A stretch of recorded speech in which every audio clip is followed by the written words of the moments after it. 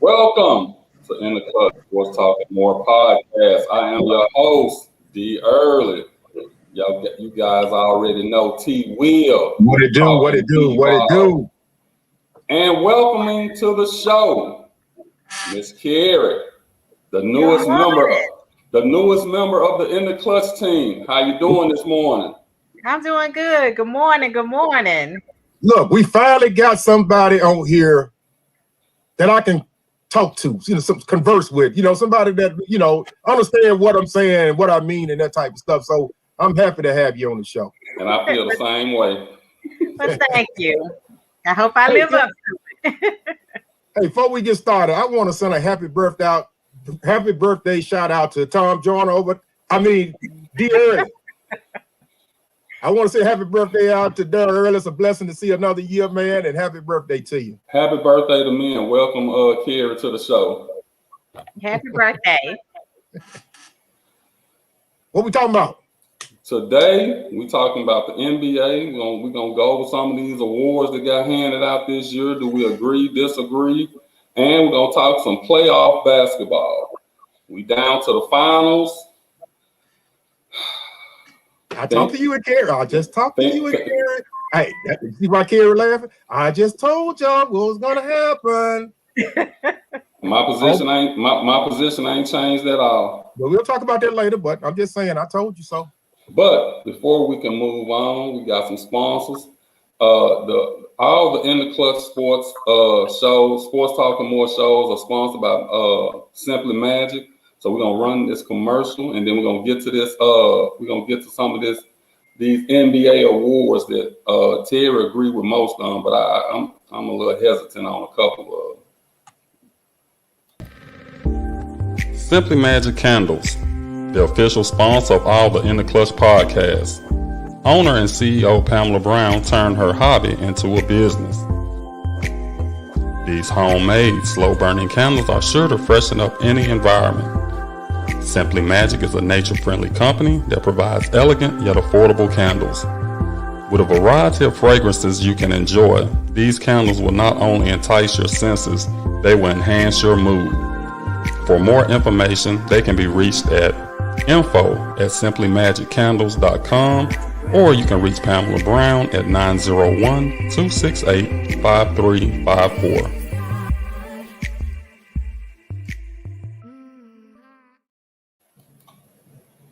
Simply Magic candles. I can't say enough about them. Terry, we got some candles coming. Before you even ask, we got some coming. Okay, hey, Carrie, this is our first show. Did she get a candle too? Yeah, everybody. Okay. Well, I mean, because she gonna have to speak on it, so she gonna have to. Okay, I'm just checking. I'm just checking. Big shout out to Rodney Kirkwood, our Treadwell Elite Eagle alumni.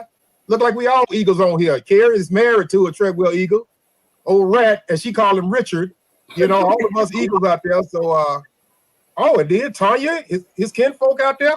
Look, everybody supporting you out there, Carrie. Look, Carrie gave up more ratings than we done had in the last few months, buddy. Well, hey, that's why we brought her in. we had to bring in a good-looking face to offset our ugly mugs. No, your ugly mug. Well, I'm the best looking person on this show. Oh, I was trying to help you out, but hey, whatever. Hey, let's get into some of this basketball talk. I didn't know it was this many awards that got handed out for one thing. I think we can agree about the MVP. Yeah, I can. Okay. And I know it's a regular season award, so you don't want to carry it over into the playoffs and all of that. I kind of think Chris Paul should have got more consideration, though. Well, I agree with you on that, but at the same time, I think the only reason that he didn't get as much consideration because he was a little injury prone the second half of the season. He had a few little injuries, a few little nagging things, but I agree with you. If I had to look at it all over again, man, he definitely would be top three. He'd definitely be top three.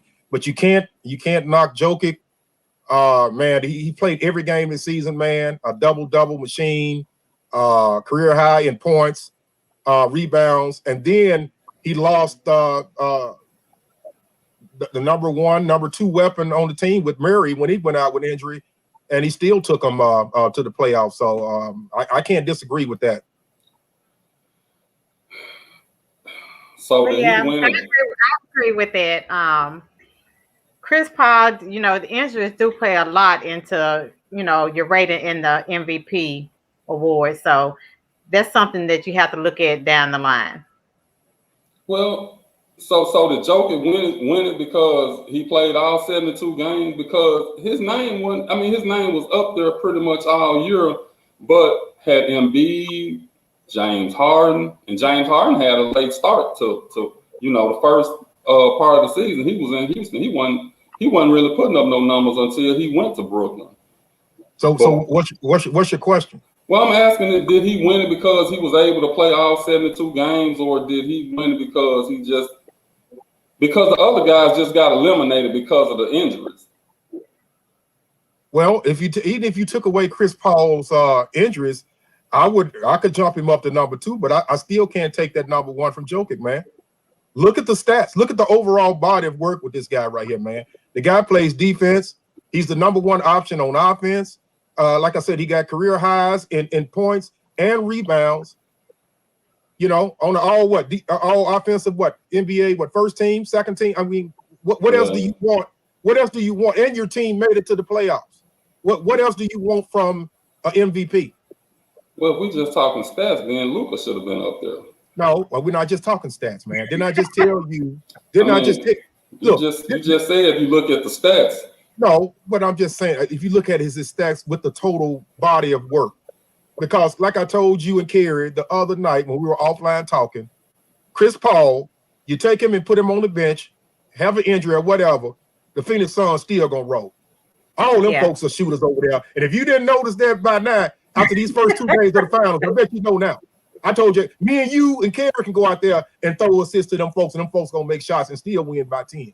So you got to watch who you're around and all that too. So Chris got more to work with over there than Jokic over there with the Denver Nuggets. What you think, Kerry? Did I tell you that, Kerry? Yeah, that was a conversation. You know, Chris Paul, he's a good player. He's very deserving of, you know, any award. But the injury is the thing.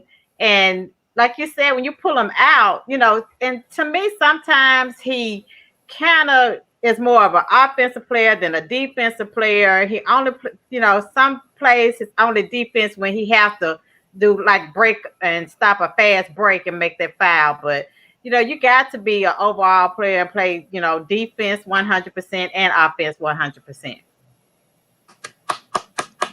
I told you, man.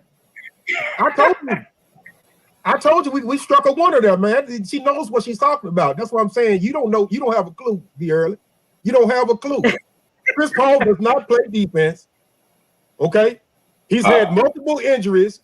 You've had the other point guards taking spot, and Phoenix kept winning. So Jokic is the MVP. I'm not. See, I don't try to diminish what Jokic did by highlighting what Chris Paul did, because if you want to say stats, then you look at it and you say, okay, well, if you just look at his stats and how far they still continue, because if I'm not mistaken, Jokic is out of the playoffs and been out for a while.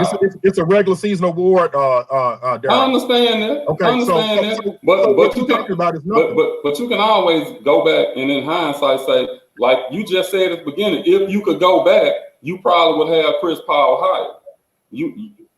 Did you not say that? Dara, you comparing apples to oranges. That's not what we're talking about. We're talking about who is the MVP. Who is the MVP of the regular season? Now, if we're saying who is the MVP of the postseason, Chris Paul would win it hands down. Okay, I'm trying to change the narrative of what I'm asking. I tell you what. Only thing I said was, if you go back and you look at it now from the totality, you will say that Chris Paul should have had more consideration. For him to come into this team, a new team, and to lead them to where they're at now, I mean, that you got to give him credit for that. I think we did. I think we said that he was a great player, and Kerry said he was deserving of his awards. I think we both said that. Stop talking about what Kerry said. I'm talking about what you said. Okay, well, I'm just telling you. I just want y'all to know now. Kerry was handpicked by Terry. Wait a minute before you say that now. I'm starting to see a trend here. You ain't seeing no trend, man. I'm starting to see a trend, man. Okay, I give y'all that one. The only thing I'm saying is, and I don't want to take anything away from Jokic. I promise you I don't. I just when I look at it and I say, okay, when you say most valuable player, of course, if you take either one of those, and you might disagree, Terry. You're saying that even without Chris Paul, they would be doing what they're doing. I don't agree with that. Well, let me specify on that then. No, I don't think that they would be where they are, but I still think that they would be a playoff team even without Chris Paul, with all the weapons they got out of there. They got a lot of shooters out there, Daryl. I mean, they got shooters for days. I mean, I don't care who out there. You've been watching the game, dude. I don't care who. Chris Paul, he has the easiest assists in the world. He dribbled a few times, find the open man. They knocking down the. I mean, come on. And then he deserves an award, but I'm thinking more he's the leader of the team, and as the older players get in that leadership position, it kind of takes from them being an MVP player because people overlook the leadership part. Now, if they put the leadership part in as giving an award, hands down, he deserves it. This is what I call reeling them in. This is what I call reeling them in. But you got to be the all player. Look, I'm finna hit y'all on some game. This is how I reel them in. And I use what he say now for later on in the show. This is how I reel them in. Y'all just remember all this stuff he talking right now. I'm hipping y'all on some game. Yeah, but I agree with Kerry. I mean, leadership, you can't question it. He's probably one of the greatest leaders in the history of basketball. But I just want us to stay consistent on the topic. You give us the topics. You're the leader of the show. You give us the topics that we're going to talk about. And you specifically said we're going to talk about the awards for the regular season. So if we're talking about awards for the regular season, quit telling me about what if and all this and what he's doing in the playoffs. We're not talking about the playoffs. We're talking about the regular season. These are regular season awards. So forget about what you've seen since the first day of the playoffs to now. No, I was even thinking it while the season was going because I was looking at how Phoenix was the second-ranked team in the West. So, I mean, that's from where they were the previous year that didn't even make the playoffs, and then they bump all the way up to number 2. I'll tell you what, was something changed. I think the only thing that really changed was Chris Paul coming to the team. Let me Google and see how many games Chris Paul missed this year. I mean, it don't matter how many. It does matter. No, it don't matter how many he missed. I mean, that's just like when you compare what Joel Embiid, he missed some games. If you compare what LeBron did, he missed some games. If you compare what James Harden did, everybody that was in the top of voting, they missed some games at some point or another. So, Daryl, what you talking about? You ain't talking about a hill of beans. So I can't say that because being healthy is, a very important part of the game. And like you said, the MVP didn't miss a game. So that means he stayed healthy. And that makes a difference. That's probably a lot of what you can look at. Damn, thank you, Kerry. That's what I just don't get it. I think you just like to argue. I just think you like to argue. No, it's not about an argument. It's about stating what's factual and what you see. And what I'm saying is, okay, he was healthy all year, so he didn't miss no games. No. Okay, but where were they ranked at? Were they ranked higher than the Suns?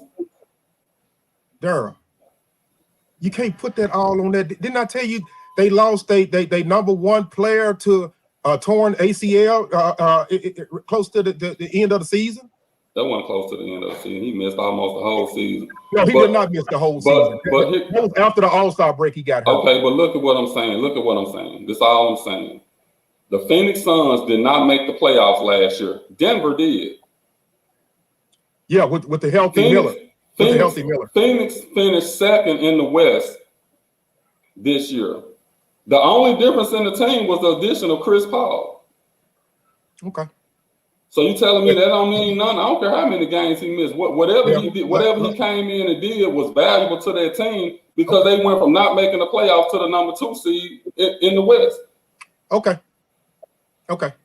Well, until when he plays a full season, then we'll talk about this, and then maybe I'll move him up. I mean, you can't move him up next year because next year ain't gonna matter. I'm just saying he should have had more consideration. I'm not saying he should have won or whatever. I'm just saying what happens is we kind of overlook these players throughout the year, and then when you go back, and you even said if I could go back, I probably would have him higher. Yeah, but I'm talking about but I'm basing it off of what I'm seeing now, though. I'm being a little biased because that's because you're not paying attention during the season. No, I'm paying attention during the season. I'm just being a little bit biased. I would sit up there and move him up. He would have been in my top 3 if I had to go back in hindsight and do it all over again. But it wouldn't change the fact that Joker would be my number 1 pick. So I think they got it right. All the people that got a vote, I think he got 91 first place votes, dude. Second place got 15. So we ain't the only one that feel this way. They're not always right. Well, we have our MVP for this season, so that's right. And it's Joker and well deserved. I mean, I give it up to him. He had a good season, but he out the playoffs now. I don't think we have. I mean, LaMelo Ball, Rookie of the Year. I don't think it's no argument there at all. I don't think. Not with me. No. His closest competition was what's the guy's name? The Anthony Edwards. Anthony Edwards, and you know, don't get me wrong. Anthony Edwards is a good ball player, but dude, this is probably a runaway for the Rookie of the Year. So I have no doubts about who they picked for that one. He'll probably. I mean, you can't argue with that one. I think he, from beginning to end, I think he kind of surprised a lot of people too, because the way he played. Did.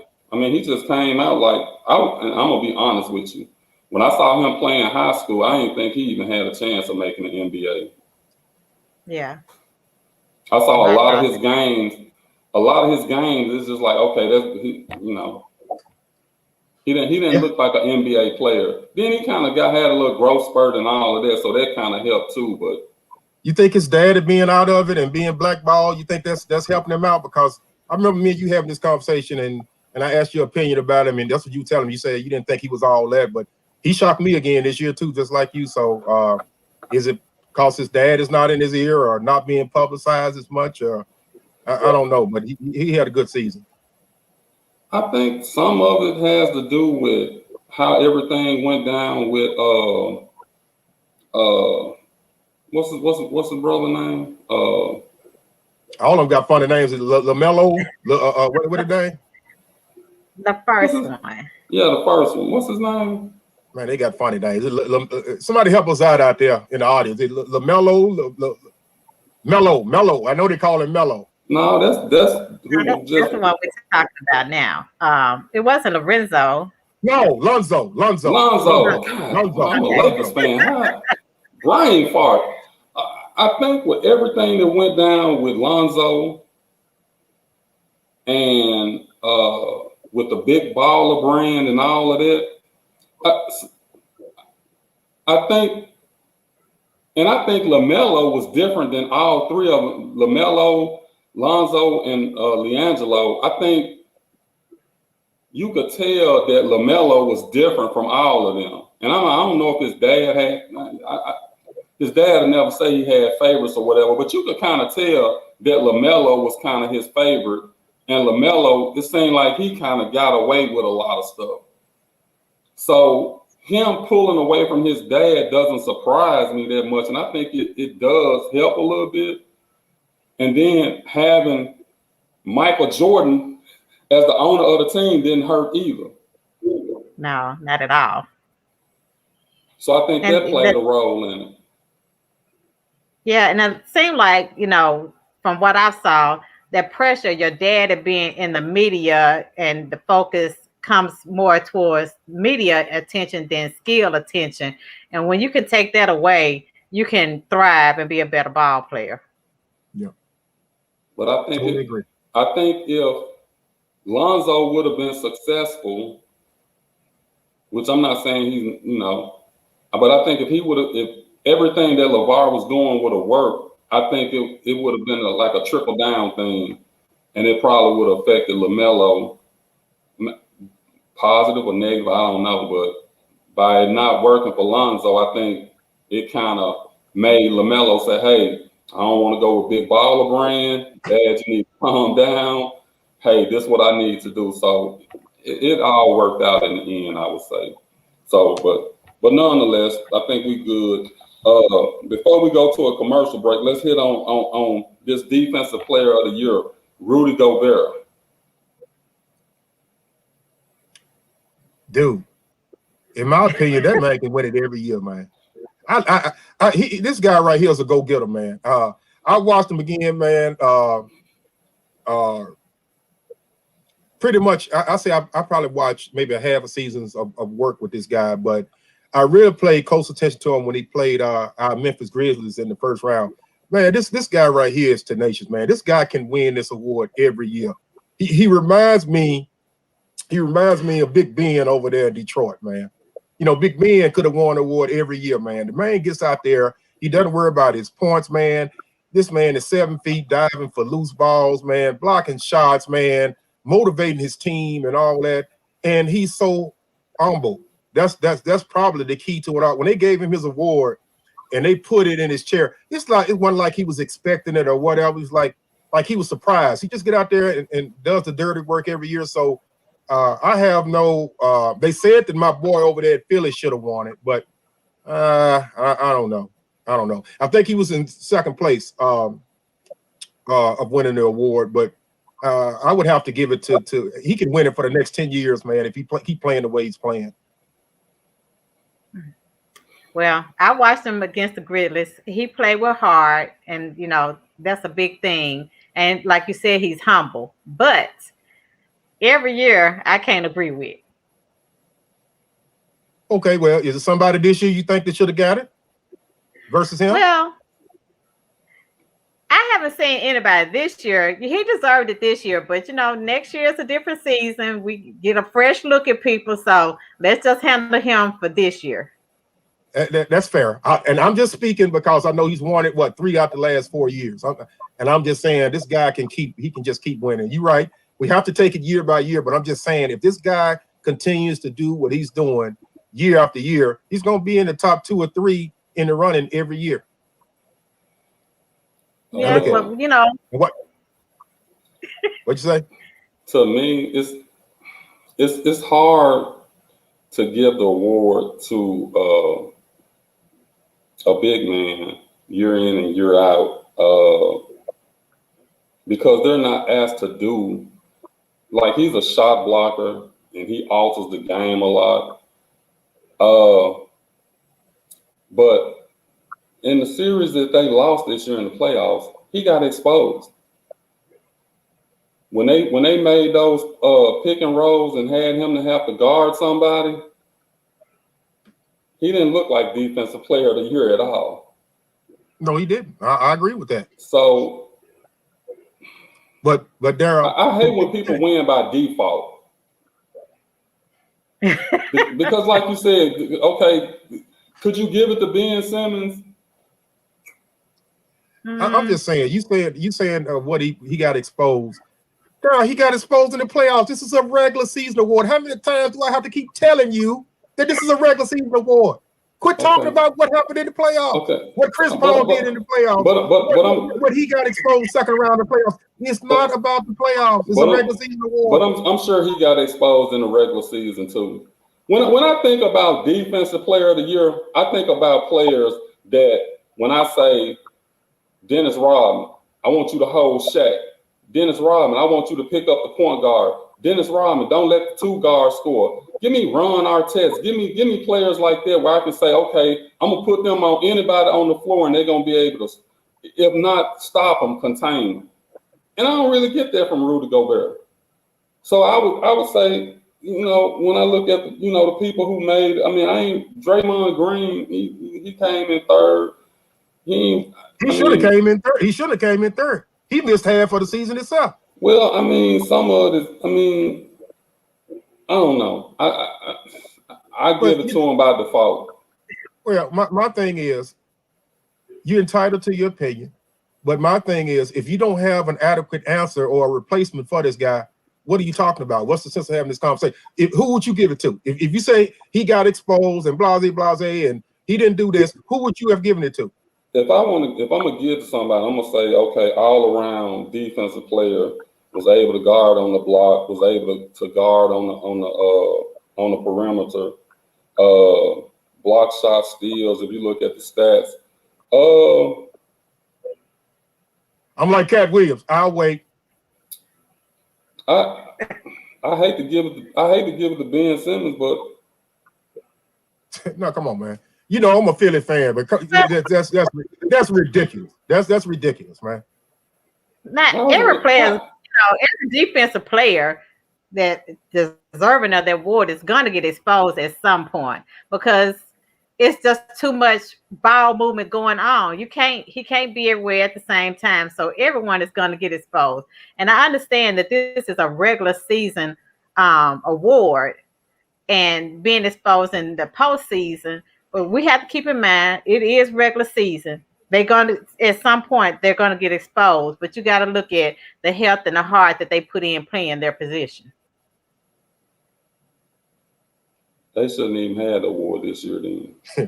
No, Terry, you're going to learn. When he does not win the conversation, he's a Debbie Downer. He don't want to talk about it anymore. No, it's not that. I'm just saying I'm saying from my perspective, when I think about if you give me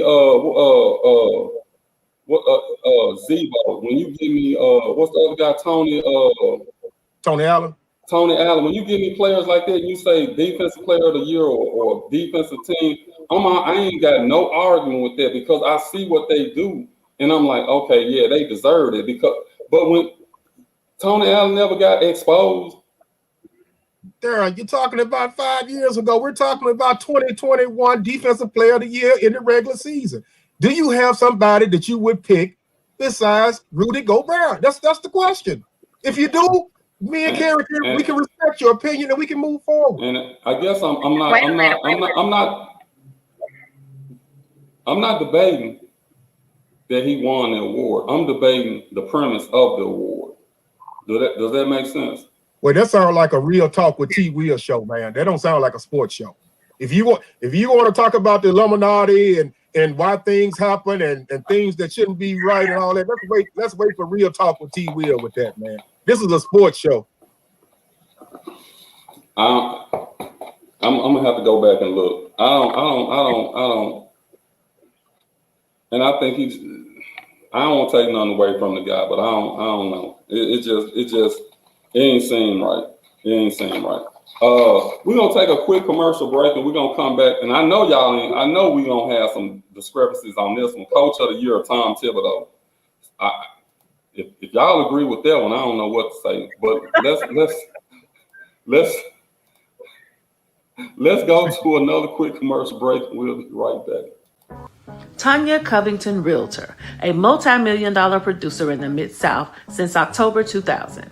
She is an accredited buyer's representative, a seller's representative specialist, and committed to excellence.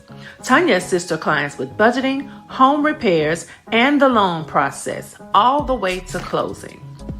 Tanya exemplifies integrity, energy, hard work, and creative service in every detail of her real estate transaction.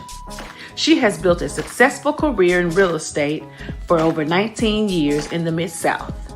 Clients chose to work with Tanya for her full-service team, ethics, experience, and expertise. Her base is strong, full of loyal, repeat customers. And that is the reason Tanya has been so successful in this incredibly competitive sales environment. Tanya's extensive knowledge of the Mid-South residential real estate market is unparalleled. Her clients have consistently sought her advice and trusted her judgment on many deals. A woman of faith, family, and community. Tanya believes one is not defined by what he or she receives, but by what he or she gives. Please call Tanya anytime without obligation. She is ready to go to work for you today. Tanya, the home girl, all your real estate needs. She will help you. She's helped me. She's helped my family and all that. And she does it with such grace and honor. So hit her up at 901-870-5337. And she also supports Tennessee as well as Mississippi. Let's jump into this coach of the year. Y'all agree with Tom Thibodeau? Ladies first. No, I don't agree with that one. And you would give it to who? The Phoenix coach, Monty Williams. Monty Williams.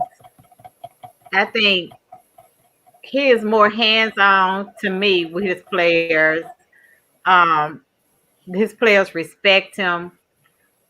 He coached like, every game has to be a win. He moves people around to where they fit in and make the best five on the floor to me. Terry? I have to respectfully disagree, even though he would be number 2 on my list. As bad, I ain't gonna say as bad as I hate to say it, but you had to give it to Tibbs, man. And the reason why you had to give it to Tibbs, man, look, the New York Knicks ain't been relevant for 40 years, man, since Patrick Ewing. So for the Knicks to even make the playoffs, dude, and with the help of one of your former Lakers, I mean, to take a bunch of, I don't want to call them misfits, but take a lot of loose parts and come in and to get them to the first round of the playoffs, something that, Spike Lee hadn't seen, like I said, in 30 years, dude. So as bad as I hate to say it, man, I think they got it right with Tibbs. You make valid points. I give you that. But once again, it's the same argument I'm having for Chris Paul. When you take a team and you go from not making the playoffs to the number 2 seed in the West, I mean, what more can the coach do? I mean, and then you, okay, the Knicks, they were relevant, but you talking about relevant when you got like a mediocre record and you just made the playoffs because everybody else besides the Nets and Philly suck in the East. No, D. No. You got one crucial point that you leaving out of all of this is when you're dealing with a lot of these type of awards, you look at the coaches that does the most with the least. And what I mean by that is, as I've told you for the 1,000th time, Phoenix has weapons everywhere. They got shooters everywhere. They can score 100 in their sleep. They are expected to do what they did. The Knicks wasn't. The Knicks wasn't expected to do that.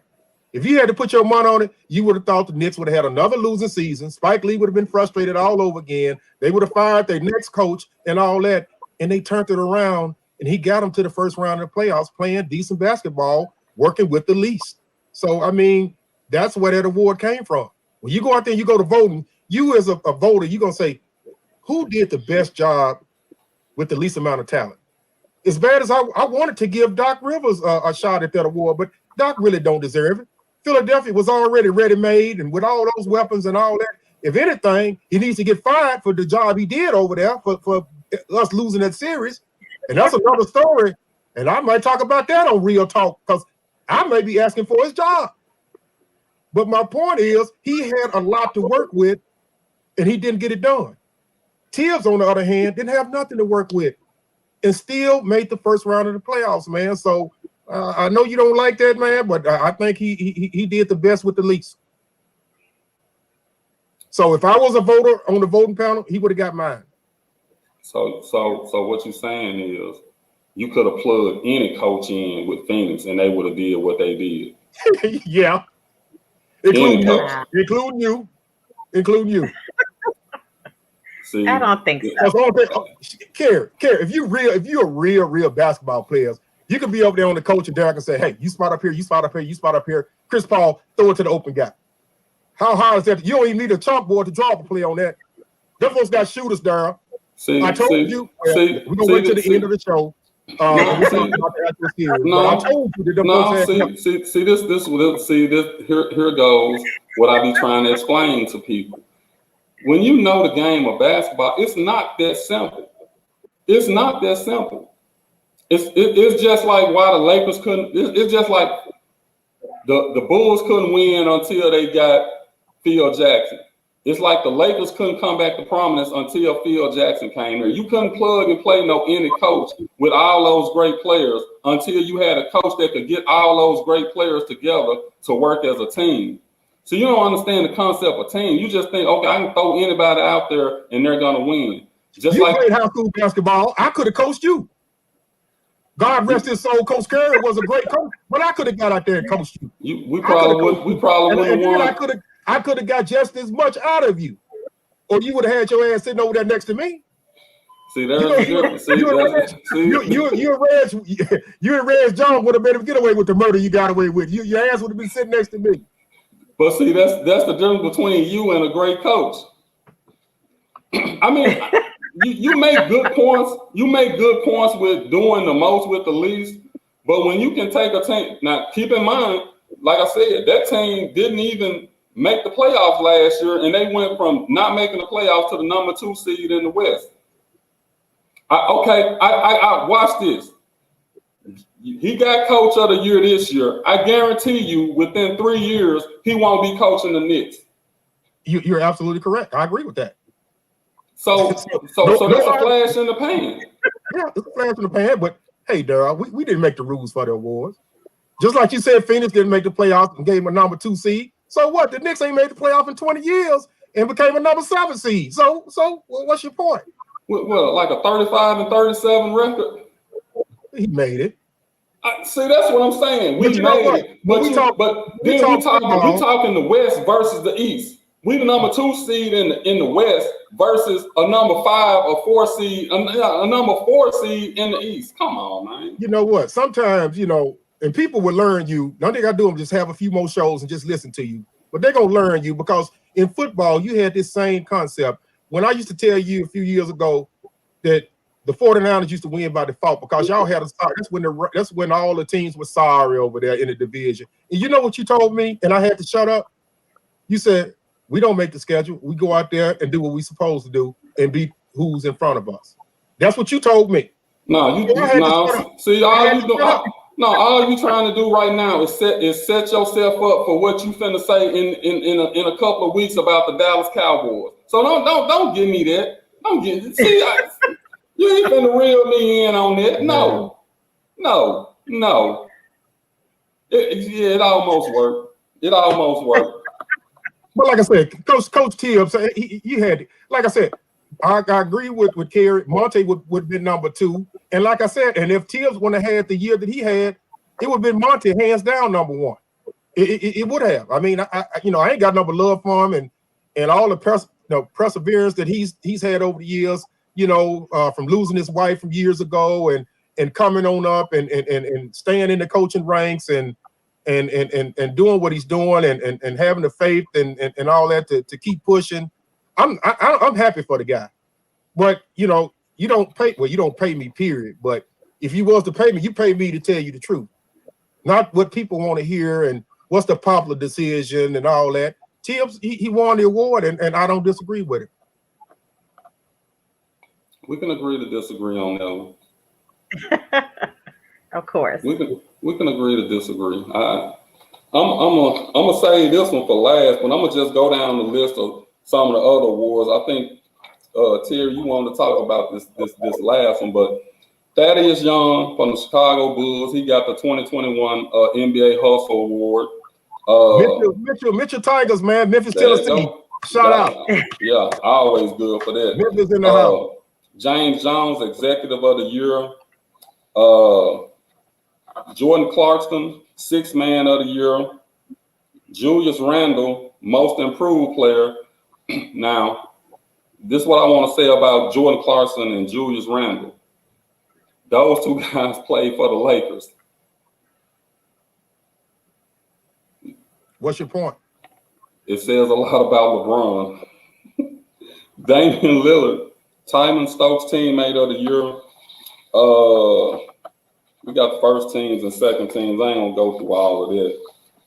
Drew Holiday Sportsmanship Award, Devin Booker NBA Cares Award, and yeah, I think that was it. The next award I want to talk about was Terry.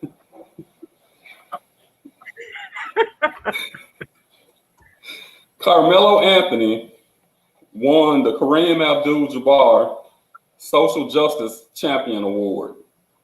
The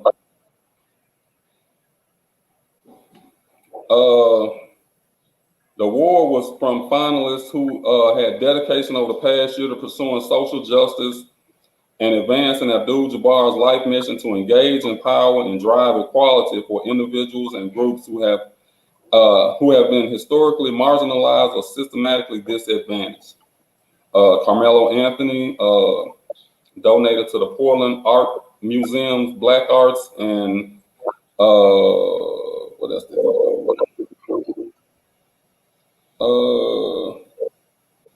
Please stop. Please. Now, go ahead with your point here.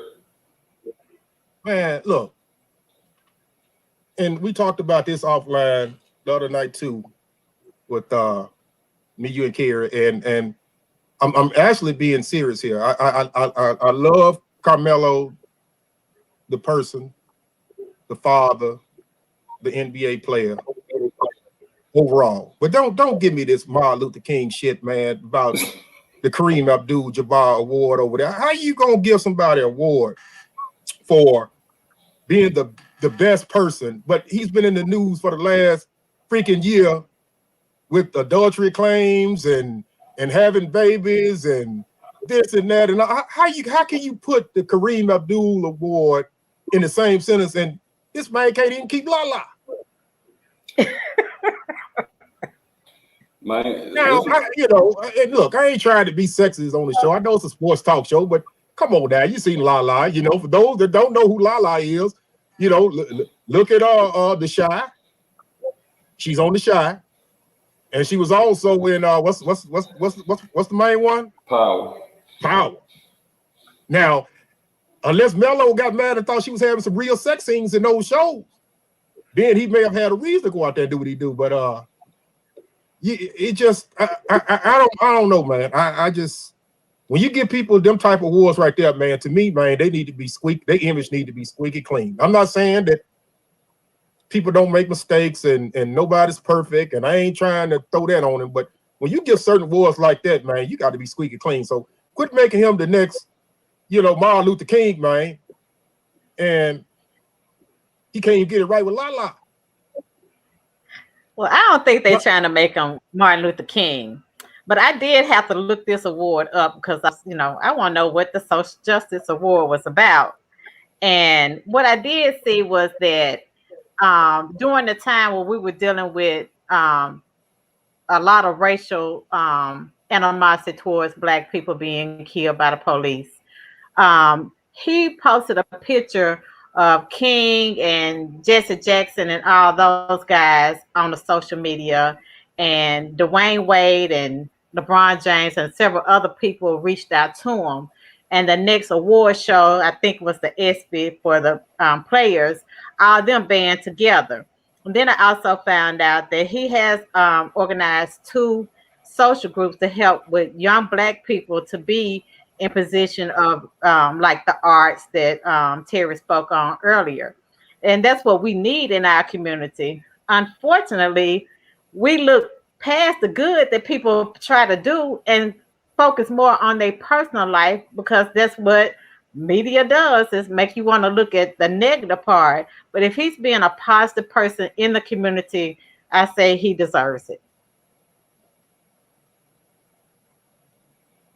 I can't disagree. I'm not. I said, that's why I started my conversation as him as a player, him as a father, him as an overall man. He's never really got into no trouble, and he's entitled to do. I'm just saying, when they give certain awards, I would have rather for him the guy comeback player of the year. They didn't have nothing to do with Kareem Abdul-Jabbar, social justice. Hey. I mean, you got to look at it from the perspective too of, okay, if you got this award, if not him, then who else did something that was actually positive for the community? I'm sure it's a lot. I'm sure it's a lot out there. Like I said, it's not hating on Carmelo. And like I said, Carmelo is not a bad guy, anything like that. I just I don't know, man. And it's a lot of it, like, it's a lot of people that do a lot of good, and they dirty laundry just never gets out. And I think if Lala wasn't who she was, it wouldn't even be a story. That's when okay, because when you start talking about would you cheat on Lala? I'm just asking you a question. Would you cheat on anybody should be the question. It shouldn't be Lala. Hold on. Jay-Z cheated on Beyonce. So, and see, that's the problem. Everybody makes a mistake, but when you get in these positions and it pops out that you done made a mistake, that's all people want to focus on. That's what I said. Everybody make a mistake, and I do the same. So it's issues. But would you cheat on Lala? I'm asking you, man to man. Would you cheat on Lala? Okay. I'm gonna answer that question like this. No, that's for matters of the heart. We can't. I don't even want to get into it. This ain't got shit to do with no heart. This ain't got nothing to do with no heart. I mean, come on. These guys cheating on Halle Berry. So I'm just saying. When you look at it, you would think, man, why are you doing that? Or why? Well, me personally, Lala couldn't even go to the bathroom without me following him. That's how in love that I would be. Now you just put a lot of pressure on yourself. What do you mean? I hope LaShawn ain't watching this show. She can watch it. My wife ain't like that. My wife is secure, just like I'm secure. I'll watch her to the bathroom too. That's my Lala. Straighten it up. You answer, you clean that up real good. You clean that up real good. Hey. My wife will sit up there and see a good-looking man on TV all the time. Say, "Damn, he look good." I ain't got no problem with that. I'm secure with myself. That's what you got eyes to look at. You see beauty out there. As long as you ain't being disrespectful and all that, I ain't got no problem with it. Well, we'll say that for matters of the heart, because I think that I got a whole different philosophy on that. But I think we have to separate the personal life from the what they trying to do as a philanthropist and all of that to give back to the community. Just because because you got people who ain't doing nothing for the community, and we put them up on a pedestal. So for him to be doing something positive, I ain't gonna knock him for his personal life, because I don't care what people do in their personal life. As long as you ain't out here doing nothing, murdering and doing nothing with kids and stuff like that, I'm fine. But Okay, well, I'll digress to you and Carrie on this one. Since y'all been digressing with me the whole show, I'll digress. I'll let that go. I just putting that in the same category sort of just did something to me, when I first heard it, It always make you think something, but hey. And you got to think about the kids that, who lives he's touching. If he didn't do this, who would be there to expose them to arts and doing better and not just hanging out in the streets? Exactly. So yeah, that's shout out to Mello. Shout out to Mello. See, you see, I can be changed. I can, people give me the right perspective and tell me, you know, the rights of my wrongs, I can get it, I can take it, and I can apologize. So to Mr. Carmelo Anthony, this was an award that has nothing to do with your outside life. We appreciate what you're doing for the community. So kudos to you, well deserved. How about that? Kerry, you improving the show already. you making a positive impact on the show. Let's take one more quick commercial break, and then we're gonna come back and talk a little bit, because we're running out of time. We're gonna talk a little bit about the first two games and the next two games of the NBA Finals.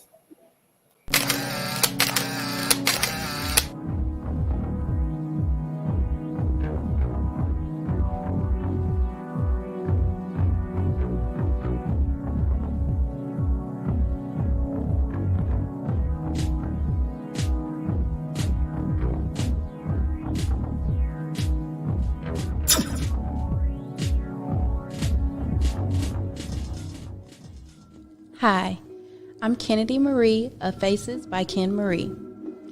I'm a self-taught makeup artist based out of Memphis, Tennessee. There are certain types of makeup artistry. I do cosmetic makeup. People ask me all the time who taught me how to do makeup. I learned it all from YouTube. So anybody out there wanting to pursue makeup or anything and need some inspiration or some help or just to pick me up, go to YouTube. I also make closure wigs. I can customize, construct, and style your wig. I can be reached on Instagram at Faces by Ken Marie. It is also the same for Facebook. You can also subscribe to my YouTube channel where I post makeup videos weekly at Kennedy Marie. I'm looking forward to slaying you, and thank you for booking with me.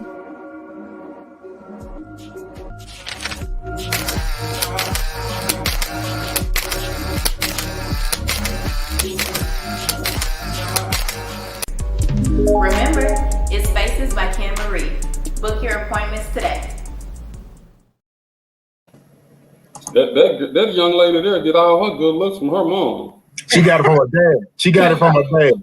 Everybody, hey, the viewers out there ain't blind. That was my beautiful daughter. So if you want to get, as she called it, slayed, it's Faces by Ken Marie. Look her up.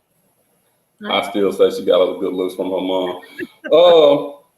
NBA Finals, Phoenix up 2-0. Thoughts? I told them I'm a reel them in, Kerry. I'm a reel them in. Watch what I tell you. Oh my goodness! Oh my goodness!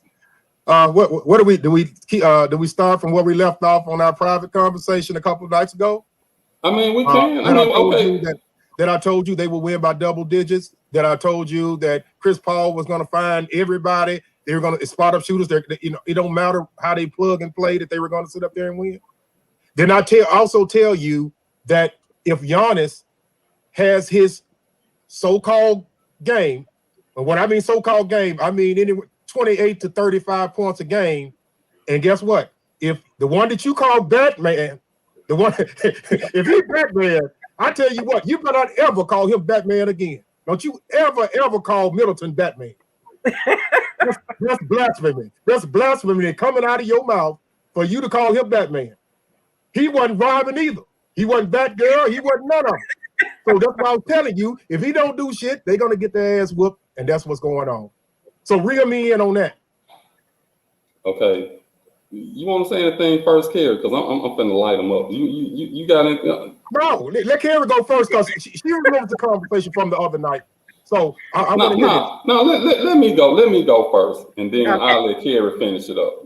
Here's the thing. The thing that I told you was, in order for the Milwaukee Bucks to win, Chris Middleton is going to have to be the Batman, and Giannis is going to have to play the Robin role. No, you said he is the Batman. You didn't say he got to play. You said he is the Batman. No. See, that's what I'm talking about. See, you don't pay attention to what I'm saying.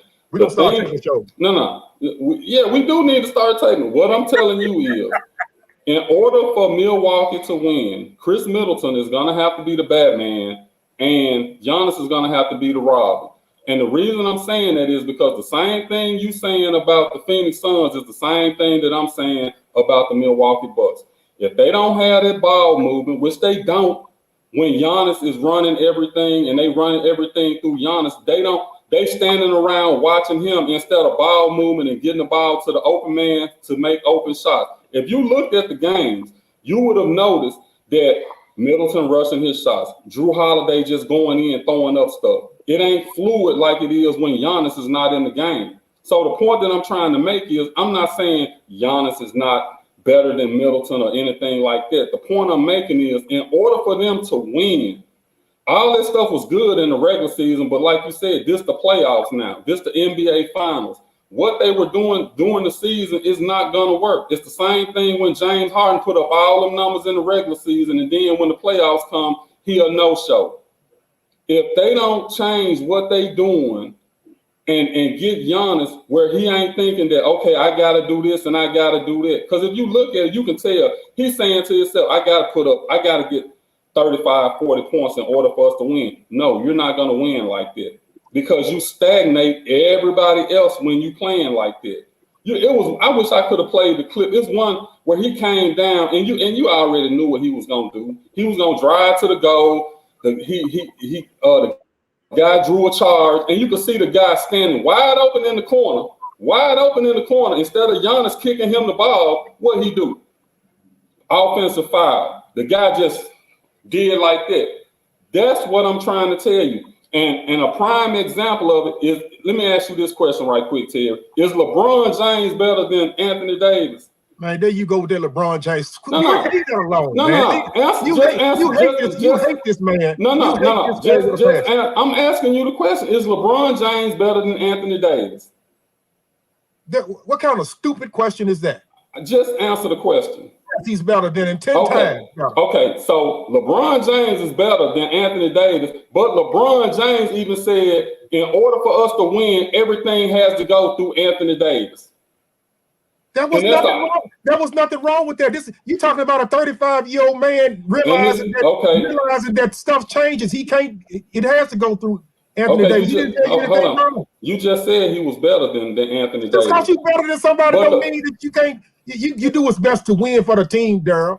It's not who better than who. Thank you. So what I'm telling you is, until Giannis get that in his head that he's got to do what's best for the team and let Chris Middleton and Jrue Holiday do their thing, and then he just add on like LeBron do, they're not gonna win.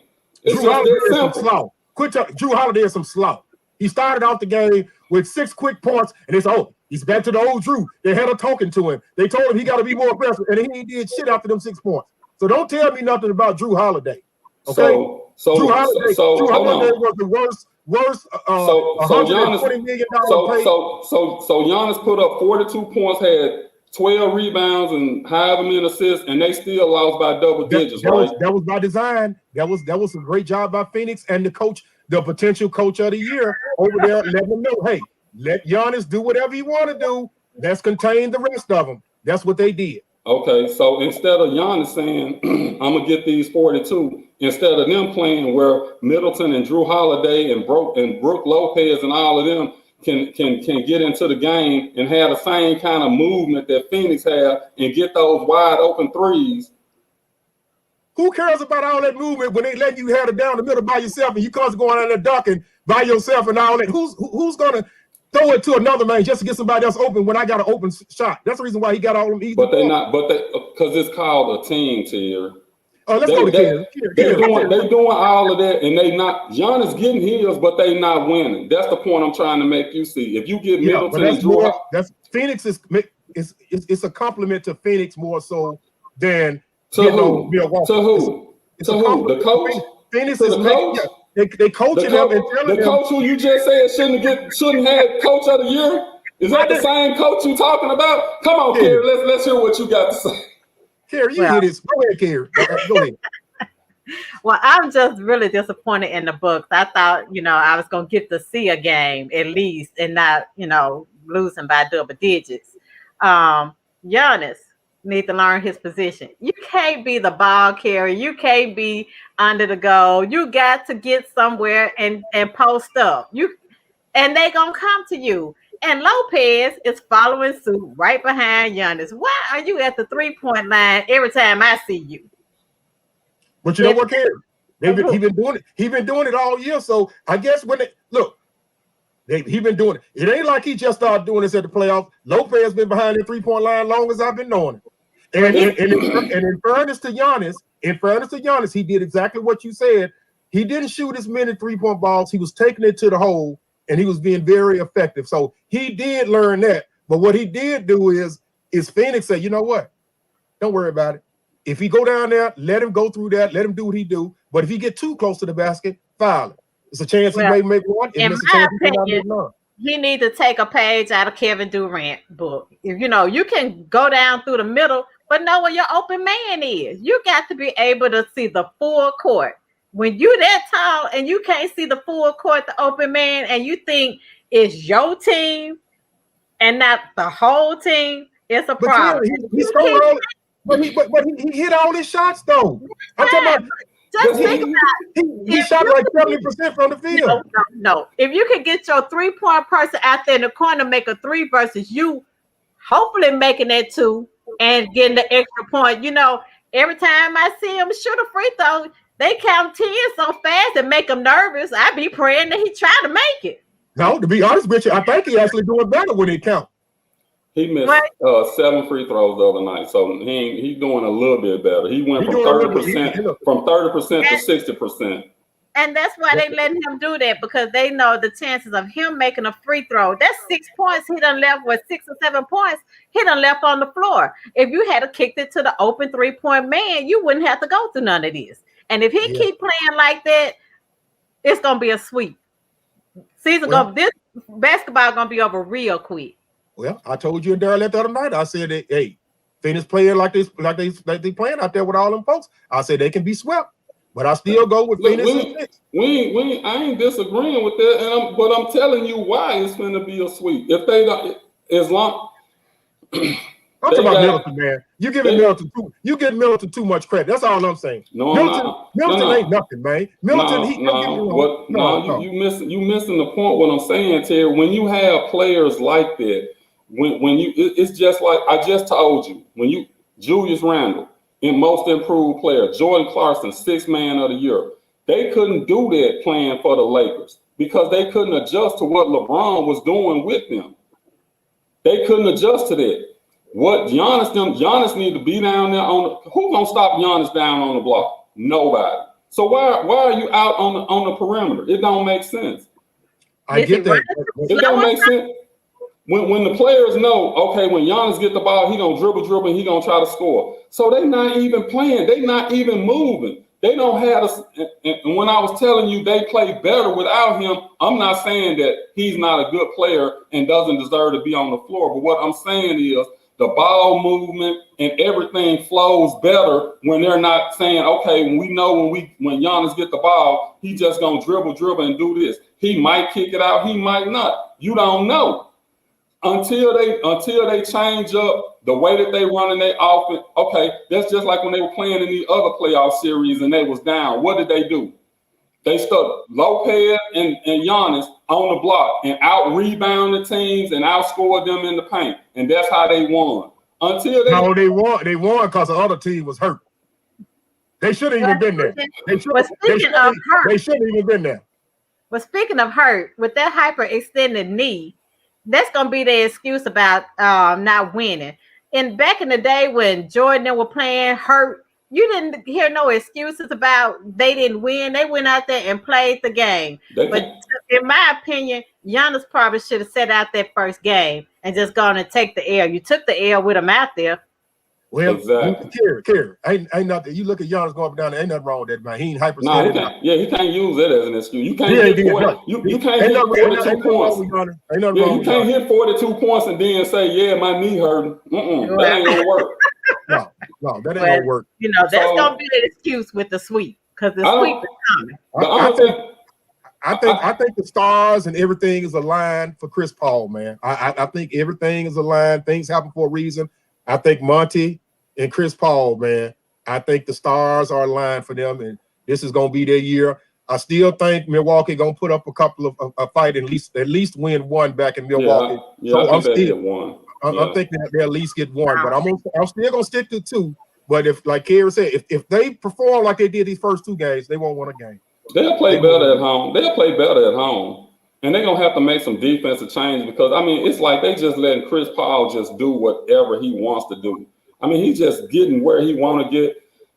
I mean, but who they got that can hold him, Don? I'm looking at the people out there. You can't put PJ. You can't. What's the guy name? You can't. What's their defensive stopper name? PJ Tucker. You can't put Tucker on everybody. No, but see, it's not about. I don't think you can stop him, but it's like you can't let him just go wherever he want to go on the court. If that means you got a double team or whatever, then you do that and then get back on the shooters. But you can't just let him knife and fork through everywhere and then just. I mean, how you getting through all of that and then it's still somebody wide open? Yeah. Come on now. You cannot double team nobody on the Phoenix Suns. You're going to have to. You're going to have to. You're going to have to. You cannot. Okay. They ain't double teaming them now and they still getting torched. I tell you what. I tell you, that's my point. Yeah, they ain't doing that now. They getting torched with the shooters. Imagine he's sitting up there and you double teaming somebody and the other one, the loose man, is going towards the goal. Now you talking about a layup drill all night long. No, all night long. Because you got, like Karen said, you got Lopez who out of position. It's different defenses you can run that can contain him. And I'm not saying stop him, but it ain't no way that you got 3-point shooters. Devin Book ain't even really a bona fide 3-point shooter, but you just got people who just wide open. Nah, that whatever defense you running now, you need to find another one because that ain't it. Yeah, I feel like that. Go ahead, Kerry. And they letting Phoenix control the whole game. At what point are you controlling the game? If Phoenix want to run it fast down the court, the whole quarter, Milwaukee letting them do it. They got to stop that. They got to take some control over these quarters. Exactly. But if you pound it in the middle and you get offensive rebounds and all of that, you can slow the game down a little bit. It's gonna have to be an ugly game. If it's in the 115, 120, Milwaukee ain't gonna keep up with things. No, they're not gonna do that. But then you gotta look at it like this. You can't, you would think if you play a little bullet ball from back in the day, like they used to play, but you can't even touch people these days without getting a foul call on you. So you can't play that tough bullet ball to try to get them out their game. That's the only way I can see him. You trying to stop him is you trying to punk him out or trying to bully him, but you can't even do that. So I don't think it's a chance. I just don't think it's a chance. It's not about that. It's just about playing more aggressive defense and eliminating them from having all these wide open shots. I know they running the pick and roll and all of that, but you got to do something that's gonna offset that. I mean, pick your poison. Because what you've been picking the first 2 games ain't working. But you know what? You played basketball, so you know more about it than I do. But it's hard to be looked on as, hey, I need you to score. I need you to be aggressive on the offensive end with Middleton and the point guard, and also to be on the opposite side and play this aggressive defense against a talented Phoenix team that's shooting the lights out. I mean, it's got to take its toll on you. On the offensive side of the ball, if you telling them to be aggressive on the defensive side. Yeah, but it ain't hard. It ain't hard when coach say, "Earl, I want you down on that block." If I ain't on that block, I'm talking about defending Phoenix now. No, that's all that is effort, though, Terry. That's effort. They don't even look like they giving the effort. I mean, but I think you're right, though. I agree with you. I'm thinking they're not giving effort because they know if they do. Hell, they ain't gonna have no gas on the offensive side to do nothing. Okay, you don't need. This is the point I'm trying to make. You don't want to run the ball up the court. So if you stop them defensively, you ain't got to sprint down the court.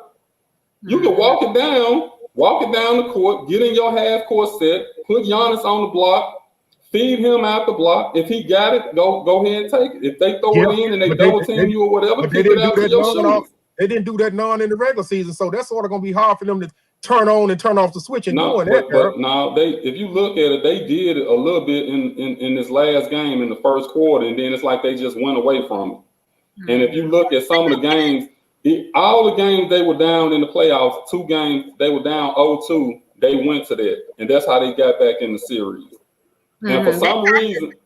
And And for some reason, it's like, okay, we're gonna do it, we're gonna do it, we're gonna do it, we're doing good, and then you just revert back, which is just like boxing. You revert back to what you really are, but you're not gonna win like this. Mm-hmm. They got to stop hitting the panic button. They got to run their game, run some time off the clock. When you got a lead, you don't have to run down there and make a shot in 6 seconds. You got time. Exactly. Yeah. So I think part of it is coaching, and I mean the coach is who he is. They say he's an offensive minded coach. He's not really defensive minded. That's what Steven Jackson said. And Steven Jackson said he might need to pull in, some defensive help as far as the coaching side of it. But I mean, you can look at it and tell, hey, whatever it is that we're doing now is not working. So we need to change something. And I think just being at home is going to help them a lot too, because they are favored. I don't know how they favored. I guess it's just because they're going home, but they are favored in this next game.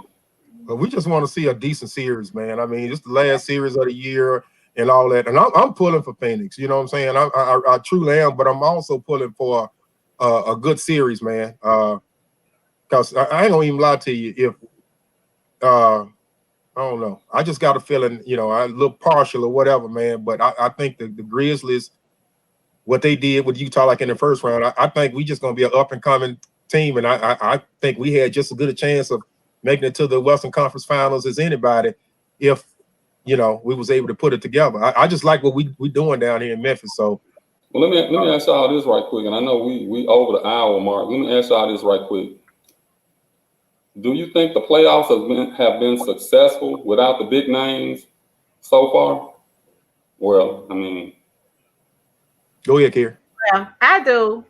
You get tired sometimes of seeing the same teams, the same players. You want a fresh look, a fresh people, and to get to know the different teams, you need to see a variety of people, other teams that you don't normally see make it to the playoffs.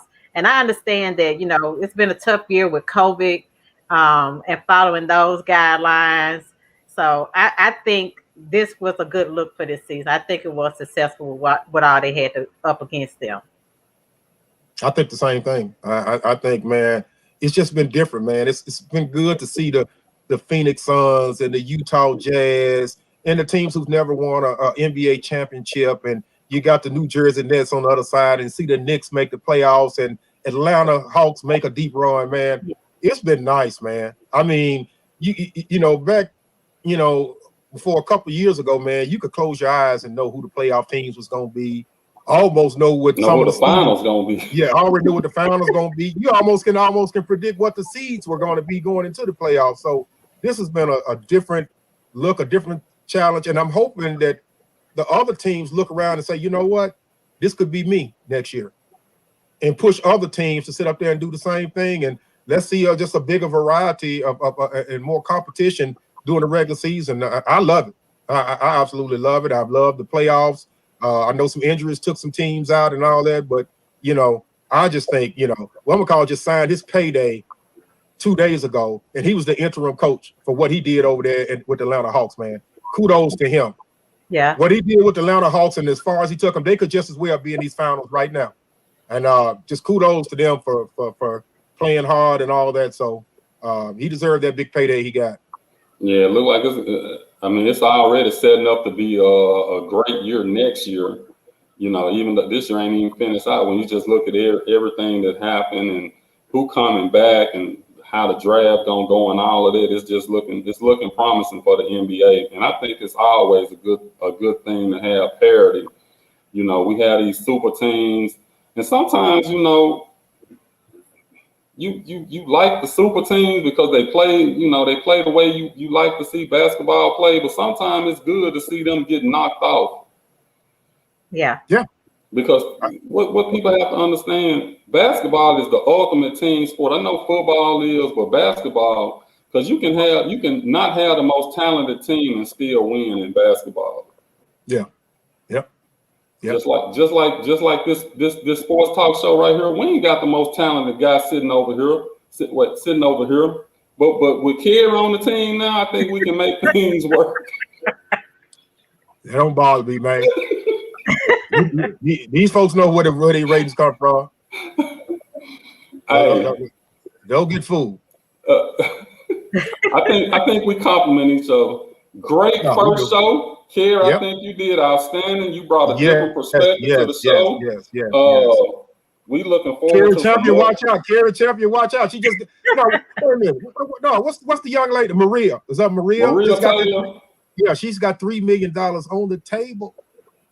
$3 million contract. I think her contract expires Thursday, but just for the African American women to be given the opportunity to be out there on the front stage and especially doing the NBA, and then not only that, they know what they're talking about. Right. Knowing what they're talking about. So it's not just a pretty face and this and this. They know what they're talking about. They are knowledgeable, and it's kudos to the NBA for doing that. So I appreciate that. Well, ESPN, you heard what she said, right? What? She said she should be getting paid just as much as Stephen A. Smith. Yeah, when she said that, I'm like, that's blasphemy. Yeah, that's blasphemy. That's not. I'm that's like, not pump your brakes a little bit now. I bet Stephen A. was boy. I know Stephen A. was. I know he called. I bet he called him. Yeah, I'm pretty sure he probably said, "Look, man, don't do that." But the point is, it's always good to have knowledgeable people, Kerry. We enjoyed you. Great, like Daryl said, great first show. This is what we actually need and all that to get a perspective from a female's perspective on things. And I think you did a wonderful job. Appreciate it, and looking forward to more shows in the future. Well, thank you. Oh yeah, outstanding job. And we just want to send another shout out to our sponsor, Simply Magic Candles. The information is scrolling across the bottom if you want to contact her. Pamela Brown, good friend of mine. Great first show. We need to subscribe. Yeah, subscribe to the In the Clutch Sports Talking More podcast on YouTube. Join the page on Facebook so you can get notified whenever we do shows. I mean, we got like 4 shows going now. I told you they kicked me off the family show, didn't it, Terry? Yeah. And if I was over this show, I'd probably kick you off of this one too. So I get it. It ain't just me. It ain't just me got a problem with you. It's your own family got a problem with you. So I get it. But great show. But next week, look, we're gonna find out what Kerry really know next week. Are we coming back on next week, or is that 2 weeks? No. Huh? No. Is it the sports is every week or every 2 weeks? I thought the sports was every week. I just thought the other show was every 2 weeks. Oh, okay. 2 weeks in sports, man. Look, the sports will be over with. What you gonna talk about? You can't do that every week. I don't want to burn Kerry out. I want her to stay long time. Kerry be fine. I'll talk to Richard. Kerry be fine. I really have enjoyed it. I love talking sports. Thanks for everybody for tuning in. Thanks for the comments. And again, happy birthday to our guy Daryl Early. Enjoy your day. I am. You know, we're gonna try to get you on the other shows too now, right? I already talked to her about that. I have to talk to Richard. That's what she called. We call him Brett, but she says Richard. So since we on the show, I'm gonna call him Richard on the show. So I'm gonna talk to Richard. Look, Mr. Maven. Richard. Yes. Yeah, but you know what? The next show we talked about our NFL picks.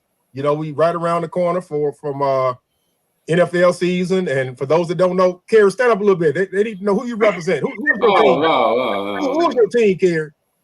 Oh my goodness! Look at that! Oh! See, that's why Daryl got a problem.